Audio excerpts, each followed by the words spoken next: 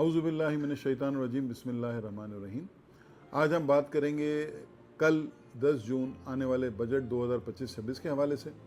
Budget ویسے تو پوری آنے والے سال کے لیے تمام مانیٹرنگ ٹرمز کے لیے پیش کیا رہا تھا۔ آج ہم بات کرتے ہیں ریئل اسٹیٹ سے ریلیٹڈ جن چیزوں میں تبدیلی ہوئی ہے، جن چیزوں میں انہوں نے ٹیکس کم کیا ہے، اس کی ہم بات کریں گے۔ ایک طرف انہوں نے ایڈوانس ٹیکس جو کہ 236W جو کہ ہم ود ہولڈنگ ٹیکس کی مد میں بھرتے ہیں، اس میں انہوں نے پرسنٹیج 1.5% کی مراد دی ہے۔ جس سلیب پہ 3% تھا اس کو 1.5 کر دیا، جس پہ 4 تھا اس کو 2.5 کر دیا، اور جس پہ 4.5 تھا اس پہ 3 کر دیا۔ لیکن ساتھ ساتھ جو گین ٹیکس ہے جو کہ 236C جس کو ہم بھرتے ہیں، اس کو انہوں نے ایگزیکٹلی 1.5% انکریز کر دیا ہے۔ جہاں 3% تھا وہاں 4.5 کر دیا ہے۔ تو ٹرانزیکشن کاسٹ اوور آل وہی رہے گی، لیکن خریدار کے لیے 1.5% کی ریلیکسیشن ہے اور بیچنے والے کے لیے 1.5% بڑھا دیا گیا ہے۔ ساتھ ساتھ ہم نے بڑی ان سے پرزور اپیل کی تھی کہ 7E کو ختم کیا جائے، وہ انہوں نے نہیں کیا۔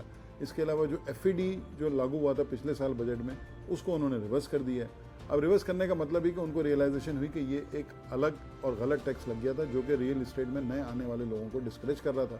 جس طرح پچھلے کئی سال سے فیڈرل گورنمنٹ کے جو ٹیکسز کی وجہ سے ریئل اسٹیٹ کا کاروبار منجمد ہوا ہے، ٹرانزیکشن کم ہوئی ہے، انہوں نے اس چیز کا احساس کیا کہ ان چیزوں میں تھوڑا سا ریلیکسیشن دی ہے، اور ساتھ ہی ساتھ انہوں نے بینک فائنینسنگ کے تھرو پراپرٹی خریدنے کو انکریج کرنے کی کوشش کر رہے ہیں۔ اور جس طرح ہم نے دیکھا کہ پچھلے سال کی صورت میں اس سال بینکنگ جو کائبور ڈسکاؤنٹ ریٹ ہے وہ 22% سے آج الحمدللہ 11% پہ آ چکا ہے۔ اسی مہینے نئی مانیٹرنگ پالیسی آنی ہے، اس میں امید ہے کہ 1% شاید اور ڈسکاؤنٹ ریٹ کٹ ہو جائے۔